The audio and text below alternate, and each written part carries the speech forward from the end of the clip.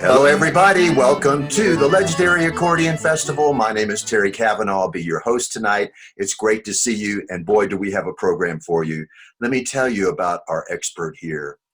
At the age of 17, he had his solo orchestra debut with the Boston Pop Symphony. Can you believe that? Wow, that must have been exciting. The Canadian Broadcast Corporation calls him a wizard on accordion. They named him to join their group of 30 young, hot, classical players under the age of 30. They're 30 best players under the age of 30. He plays about 100 concerts a year in Europe, in the Americas. He's working on his doctorate at the University of Toronto in accordion performance. Wow, he's a busy guy, isn't he? He plays acoustic and digital accordion. And let me tell you something, because there's going to be so much sound and music coming out, you're going to wonder, is this real? Yes, it's real. It's one man playing one instrument. It's completely live. You're in for a real treat. Ladies and gentlemen, here's a guy that's redefining the perception of accordion in the world's eye. Let's hear it from Mr. Michael Bridge. Thank you very, very much. Thank you, Terry. Thanks for having me on. You bet. My pleasure. What choice did I have? Well, I'm very glad to be here. It's something else to do these days, actually. As you mentioned, I'm used to being on the road a lot, so it's nice to feel that, at least in a very small way. Yeah, I understand. Yeah, you're on the road virtually today.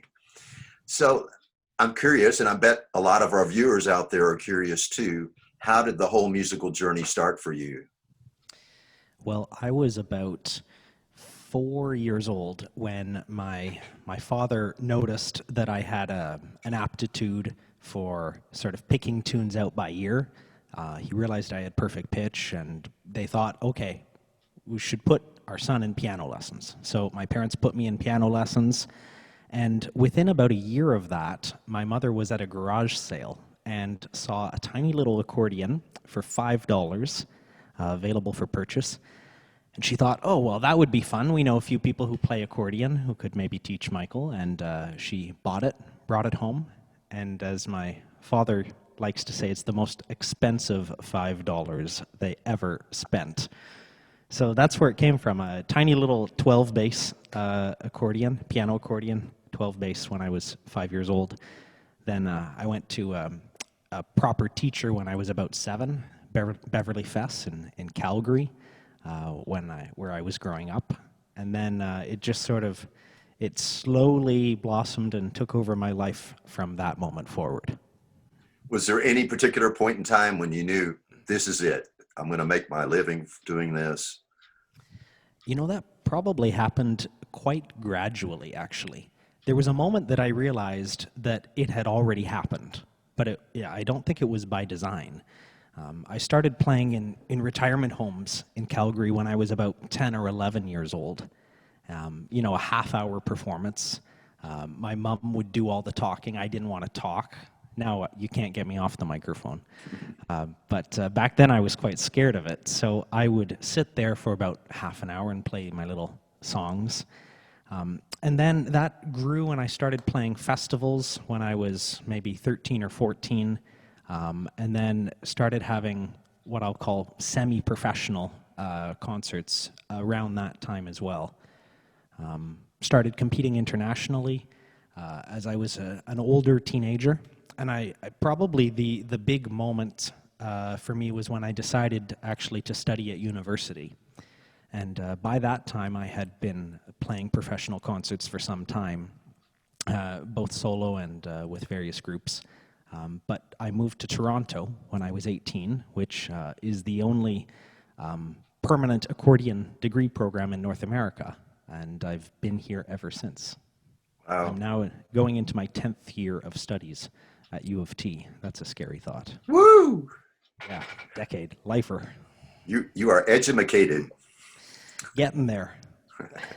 Hey, we blew past the Boston Pops event. Tell me, what was that like at the age of 17? That was my first time playing with a full orchestra, and I they're one of the best orchestras in the world. And to have that as my first orchestral experience, I honestly didn't know how lucky I was. Being on stage and with them in one of the best concert halls in North America. Actually, true story, when somebody called and said, oh, this is from the top, we want you to play with the Boston Pops. I didn't know who that was. I thought it was probably like some big band. Like I was imagining brass or something. I didn't know even what a Pops orchestra was. So got off the phone, hey Dad, somebody wants me to play with this group called the Boston Pops. And he was like, you have no idea what just happened, do you?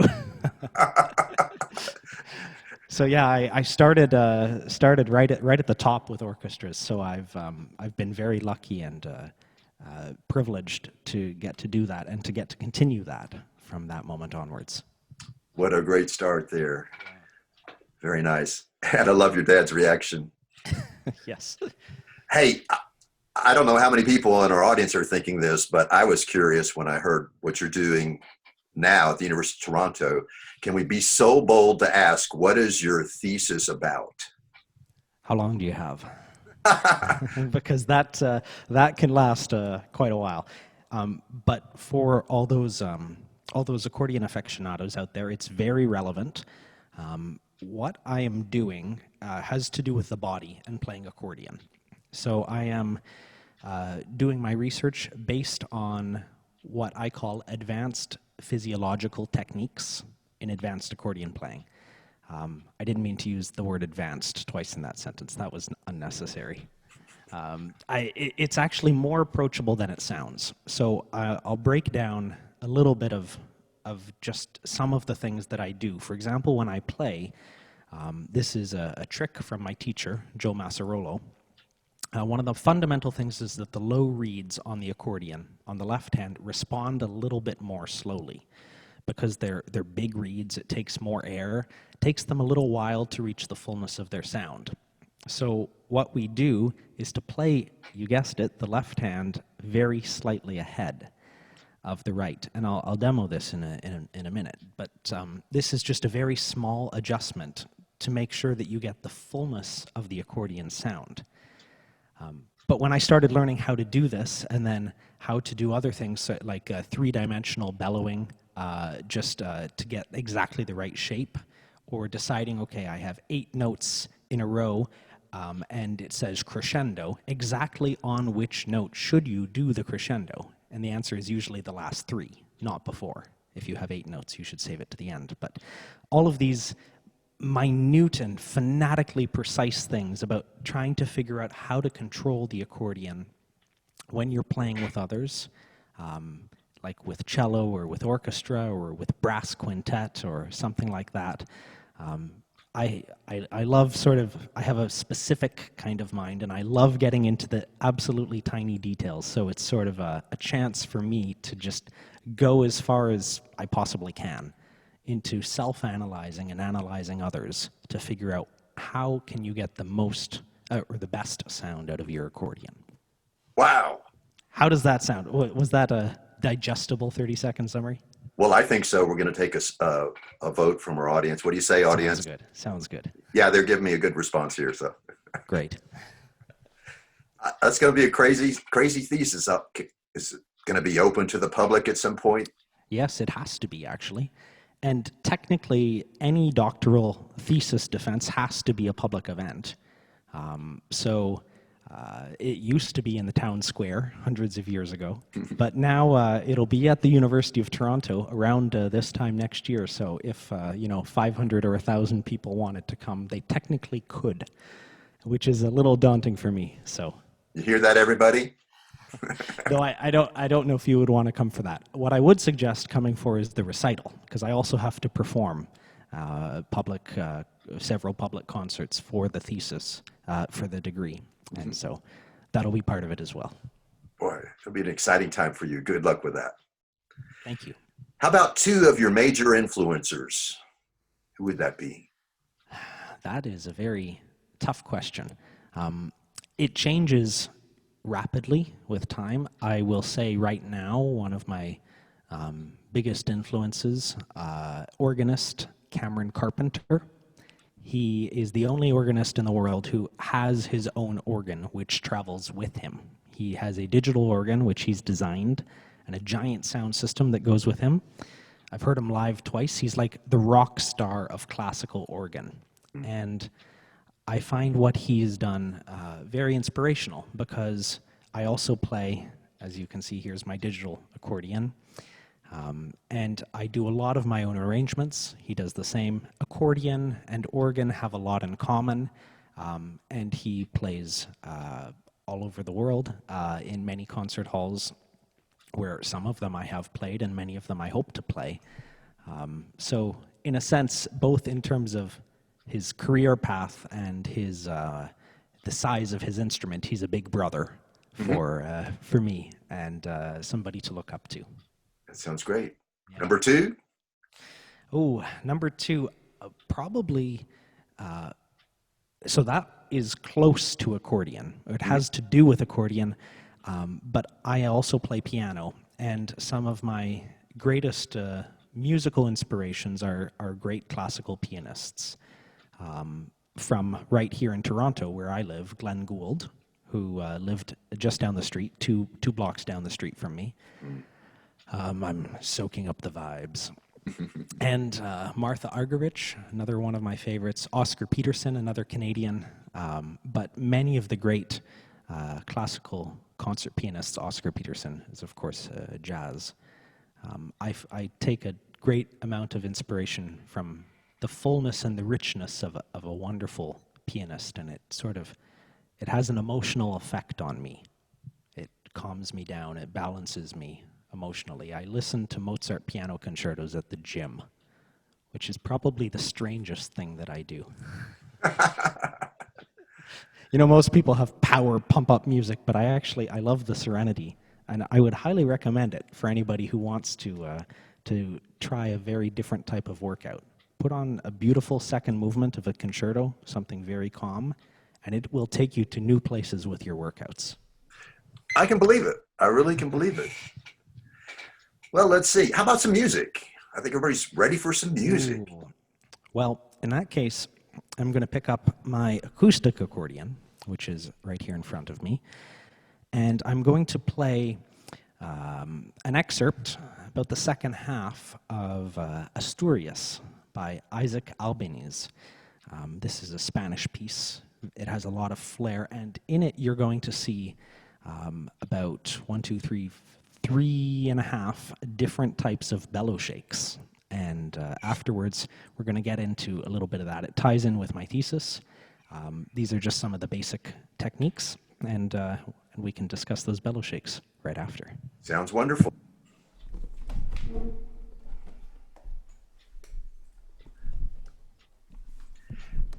Michael, you might do this just before you start. Just take a second, and for those people in our audience that haven't seen a chromatic accordion, you might just mention what's going on there.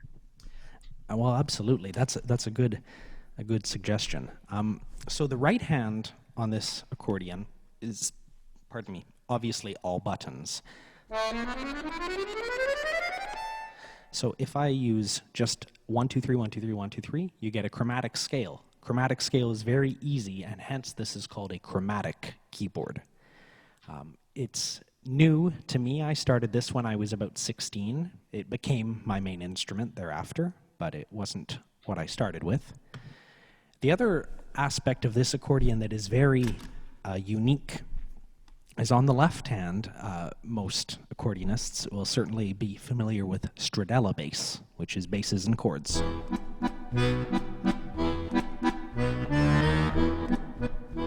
So where I have those 4 rows of preset chords,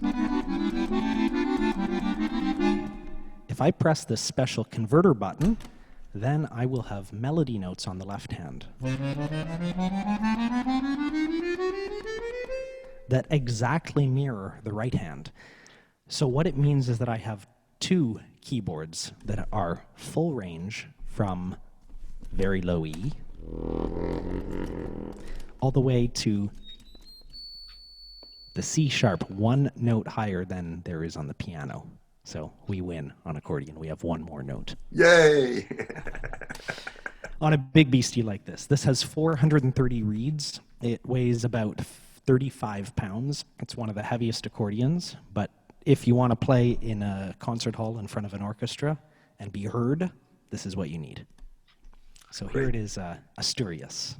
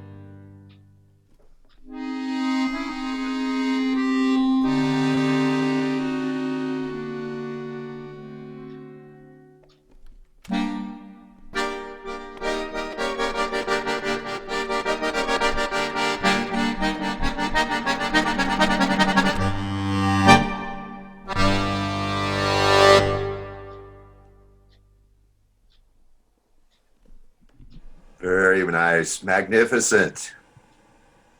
Thank you, thank you. Now, was that the full version? That was the second half. In half. And if you are so inclined and you'd like to see the full version, it's on YouTube. I have a full performance. Just search my name and the title Asturias, and it should be the top hit. Nice. Tell us about those bellow shakes. Well, this is, I'll try not to make this too technical, but I would like to indulge in that. And I know that there are a lot of accordionists that will watch this, and some of these things you can try at home.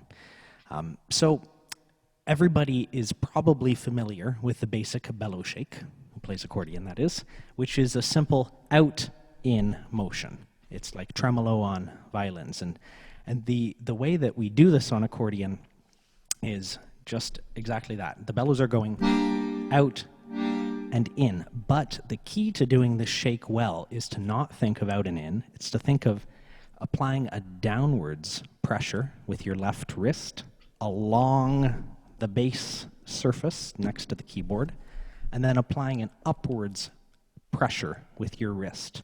You don't actually want your wrist to slide, but see, I'm doing it right now, and you can see that my hand is sort of shaking, but my wrist is still connected to the accordion. The key is that you have to keep the bottom of the bellows, this bottom face that's on your leg, that must remain closed at all times in order for this shake to work properly. It's your pivot point. So super slow motion, going out by pushing down with my wrist, and then coming in by pushing up with my wrist, but keeping the bottom of the bellows closed. And that is really all you need to know. In order to do that shake, it just then takes a certain amount of practice to get used to it. I would suggest sometimes practicing it by double timing. I do that a lot, like this.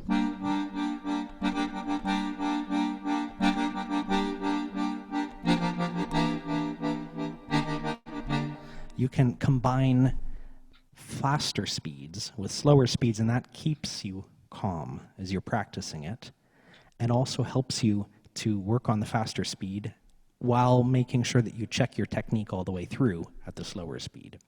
So that was a quick review. Many accordionists watching this will already be familiar with that. Now, let's have fun. So the triplet shake is a way of dividing the motion with the bellows into 3 different components. So we have an out and an in, but we're going to create a further division during the in by hitting the top of the bellows. So remember how I said in the previous shake, you have to keep the bottom completely shut. This one, you open the bellows, keeping the bottom shut. You close the bellows, keeping the bottom shut. And then you close the bellows, keeping the top shut. So slow motion, it'll look like this.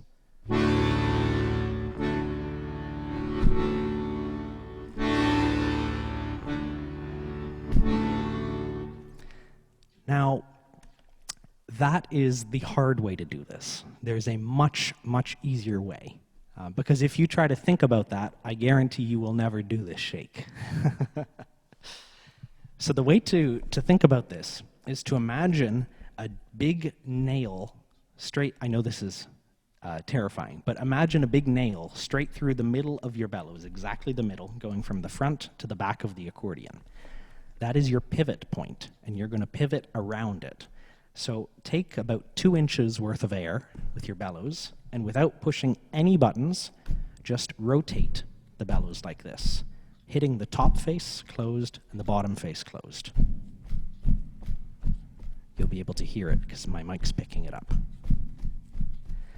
And just get comfortable with that, speed it up, and keep a little bit of air in your bellows. If you let them close all the way, this obviously won't work because you won't be able to pivot. So now, while you are in that position, here's the magic.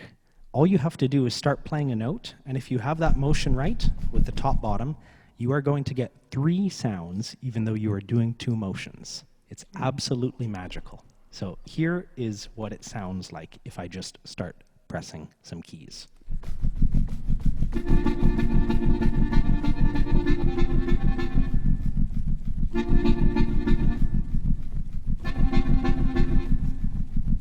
So you can hear 1, 2, 1, 2, 1, 2. That's my bellows, and that's what I'm thinking. Bang, bang, bang, bang, bang, bang, bang. But it creates, through gravity and the movement of the instrument, that wonderful 3-part shake for you.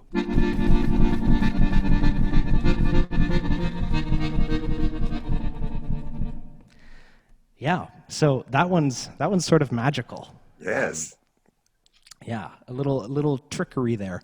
And of course, you have a final note here. You have 1 part of the shake that is opening and 2 parts that are closing.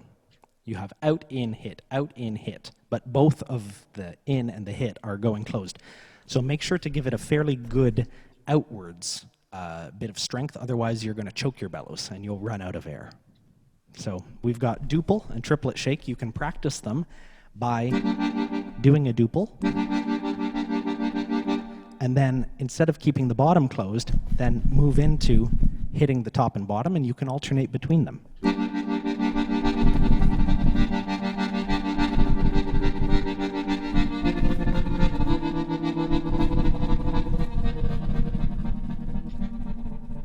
And that's how you get a very clear division between those 2. How's that sounding, Terry? It sounds great. How long does it take to get there? Actually, you know what? The triple shake, despite that it sounds harder and it sort of looks harder, I think is easier. I think it's actually easier to learn how to do that shake. Anyone can learn, if they're doing the right motions, in less than 10 minutes to get to their first triplet shake. I was in Poland last summer for most of the summer, and teaching all levels of accordion, right up to the university level in the conservatories, but also some youth. And we got like 7-year-olds who were doing the triplet shake. So I promise anyone can do it. That must have been really exciting for them. Oh, and for me too. Yeah. It was great fun. And it was also difficult to teach without a language in common. I mean, they didn't really speak English, Mhm. and I do not speak Polish. We had the musical language. Exactly. So there was a lot of mirroring, and I monkey see, monkey do. Now, audience, I want you to talk amongst yourselves. I got to ask Michael a question because I neglected to set my timer. Is your timer going? Yeah, we're at 25 right now. Okay, thank you. Lots of time. All right. Audience, you can come back now. We're finished talking. Sounds good. Got a couple more questions for you that Sure. people will be curious about. Why is music important? Music is important because it is the most fundamental expression of human communication, period. I can answer that in one sentence. If you think about it, a baby's first sounds, their cries, they are musical in nature. They have a shape, they have highs and lows, they have dynamics, louds and softs, and they have emotional content that is crystal clear from the baby to any human. Any human can understand if a baby is happy or sad. And that musical nature of gestures in the voice is something that is absolutely fundamental to how we communicate with goo goo gaga as a baby, all the way up to right now, you and I talking. The inflections in our voice are musical. Mm-hmm. And I could remove the words and you would still know whether I'm angry with you or happy. Just through it's Okay. very clear. I think that to get a little more specific, live music is very important. I know that we're not able to do that right now, but I always believe that it's a tremendous thing. And I actually had an experience many years ago on tour in a very remote region of northern Canada, and I played a concert, and afterwards a boy about 12 years old came up to me. This was in the school gym. It was like a preview concert that morning, and he said, "That's the first time I heard live music, a Oh, live music wow. concert." And he was about 12. And I was just floored. Like, I can't go 24 hours without music. And it seemed to me to be like a crime against humanity almost, Mm-hmm. that he hadn't actually seen that. And his next thing that he said was, "It's so much better than YouTube." Oh, nice. Score. So yeah, it was clear to him at least that music, live music, where the audience is participating, I think the audience often forgets that we on stage can hear them and we can feel their energy, even when they're silently. You can tell when a crowd is paying attention. When you have 1,000 people sitting there and you play one note laid gently on silence, and you can hear that nobody is even breathing in that room. That's an amazing, amazing feeling of coming together. Yes. And we'll I, get back to it, I hope. yes. With renewed vigor. I like the track you're taking. I'm going to indulge in kind of one last question just to open the door to your expanding on this. Why would a person go see live music when they can hear a recording that's perfect? Well, there's I may defer to my professor on this.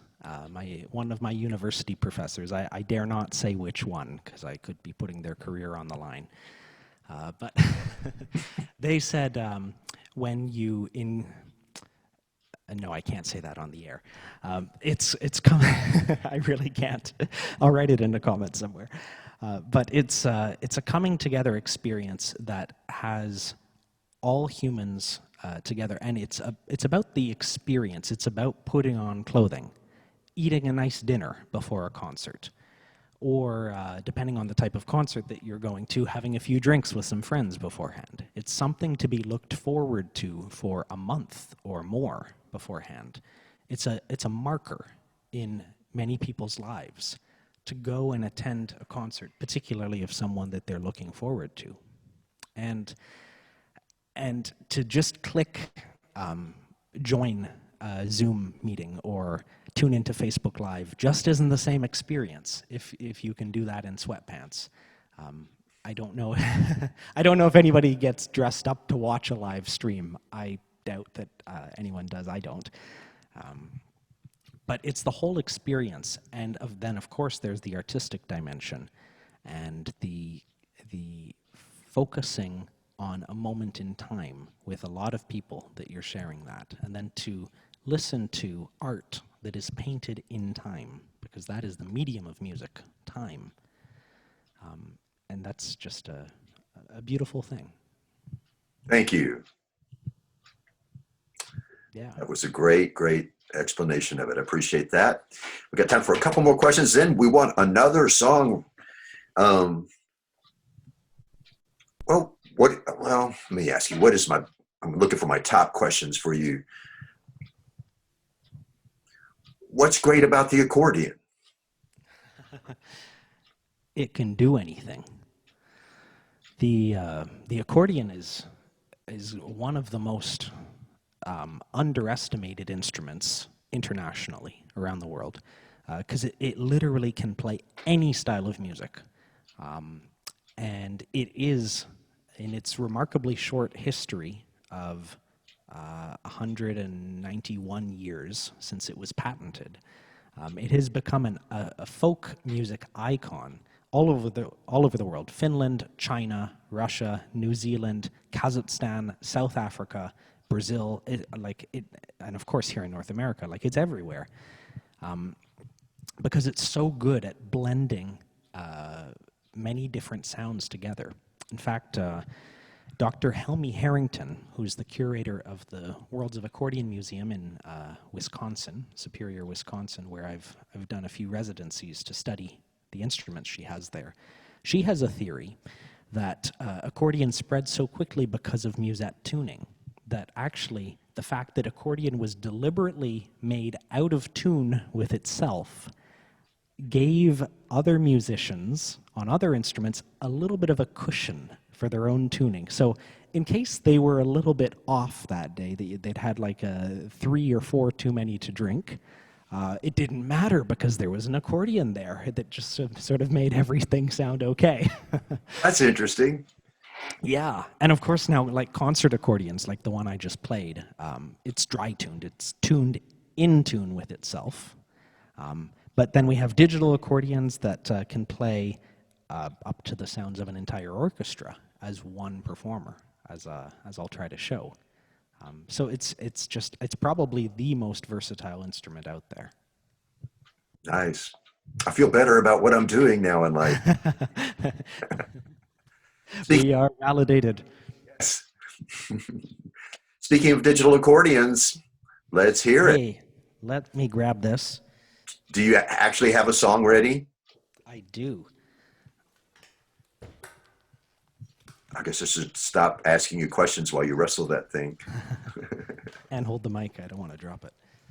This is my baby, my other baby. This is a Bulgari Evo digital accordion. And everything that you will hear, as you mentioned, Terry, at the beginning, is 100% live. There's no background music. So even the drums, which you'll hear, which sound like this, I play those with the left hand. So it's a one-man band, quite literally. Any requests, Terry? There's this song that's rattling around in my head. I can't get it out. It's called Despacito. Oh, that's a good one. That's a dangerous request. Let's go for it.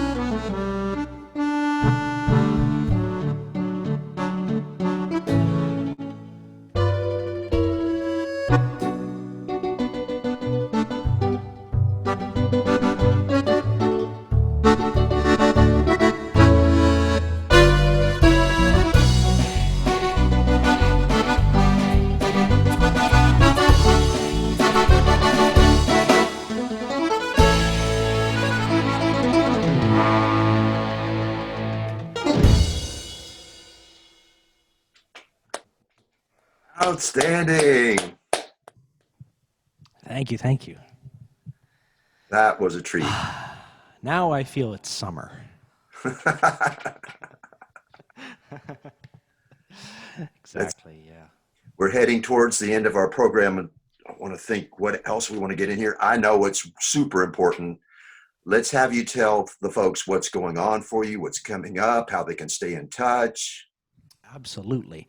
So I'm on all of the regular social media. I've got a Facebook and Instagram channels, and also all over YouTube. So there's lots of free music that you can find on Facebook, Instagram, and on YouTube, just under my name or with the links that you're seeing there. I also have my website, michaelbridgemusic.com, and if you would like to order a physical album, which I always like to remind people that's the way that, not just with me, but with any artist, if you really want to support them, order a physical album, because they make a lot more money from that than they do from downloading on iTunes. It's about 5 times more often. So if anybody is interested in an album, you can order them in North America or internationally as well. We ship everywhere, and that's where you can find that, michaelbridgemusic.com. Thank you, Michael. Yeah, thank you. Yeah, y'all treat yourselves. The party can continue if you do your part and go visit Michael on his online store there at his website. So listen, everybody, I want to thank you for turning out to Legendary Accordion with Michael Bridge, our special guest tonight, and appreciating and getting to enjoy him playing. Don't forget, we've got 4 other legendary accordionists, different but equally brilliant in their own ways. Come on back and check them out. We're going to have music featuring these accordionists every night of the week of this festival. So thanks again. Michael, thank you, sir. My absolute pleasure. Thank you for having me on. You're welcome. It was so fun. And everybody, don't forget to bring 100 of your best friends when you come back. And Michael and I want to remind you, take care, be well, and keep on squeezing.